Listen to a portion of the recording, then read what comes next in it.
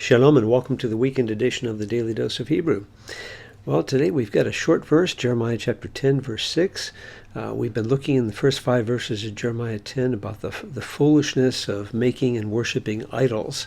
And now in the next subsection, starting here in verse 6, we're going to turn our eyes to the living and true God. So, like I said, a fairly short and fairly easy verse. Let's go ahead and read it in Hebrew as we get started.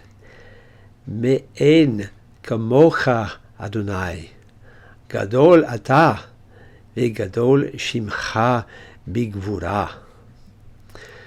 So, the only word that really gives us a little bit of a problem here is this very first one, me'en. Now, as it's written, it looks like min, which is our a regular preposition like this, and you can't put a dagesh in the aleph, so the nun can't assimilate there, and we lengthen the vowel. So it looks like min, and ein, which is usually our particle of non-existence, or a negative particle of existence, whatever you want to call it.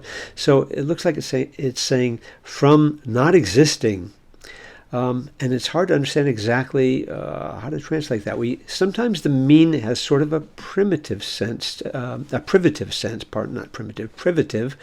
other words, sort of like a negation that shows up in some of the usages of this preposition.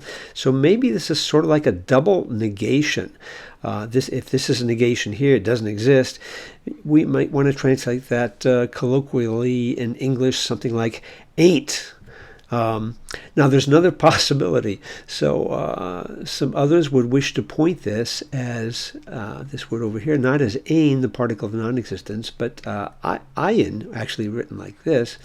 Ayin, which is the question, the adverbial question, whence, or from where. And then, with the mean at the front of it, it would be from where, from whence, in other words. From whence, and then let's go ahead and come back here, and then we'll go back and look at these two possibilities. Kamo, now this is our lengthened form of just ke, preposition, but when you add certain suffixes, it takes this longer form, kamo. So, like you, O Yahweh. So we could translate this as, if we take this as from where or from whence is there anyone like you, O Yahweh? Or if we translate the mean as sort of a negation and then add it to this particle of negation, we might say, there is no one or ain't no one like you, O Yahweh.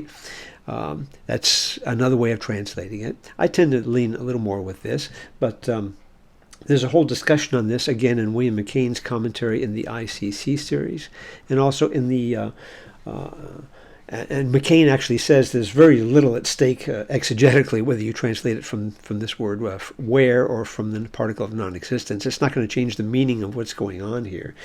And the Net Bible also has a good note on that. So if you have access to the Net Bible, you can check that out as well. But it doesn't change too much. So there is no one like you, O Yahweh.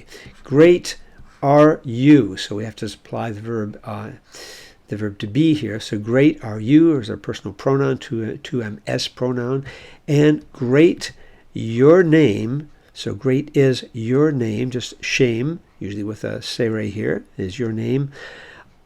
And then gevurah, you may know the word gabar, which means like a gabur is a vigorous young man. Gevurah is the word for strength.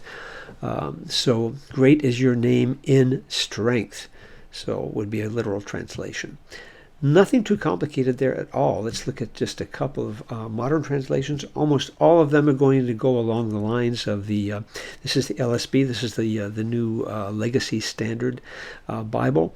There is none like you, O Yahweh. You are great, and great is your name and might. A very literal translation all the way across the board. To find anything very different, I had to go over to get the Revised English Bible, who seem to lean more toward this me'ayin over here, like that. Where can one be found like you? So they're probably going with this idea over here as well, and that's possible. But like McCain said in his commentary, it doesn't change much of the exegesis of the passage in either case. Where can one be found like you, O Lord? Nowhere. Obviously, you are great, and great is the might of your name. So this verse is going to introduce this following subsection where we're going to be focusing on the uniqueness and the absolute majesty of our great God. So short verse, a good introduction, and check back with us soon as we continue working through chapter 10 in the weekend edition of the Daily Dose of Hebrew. Shalom.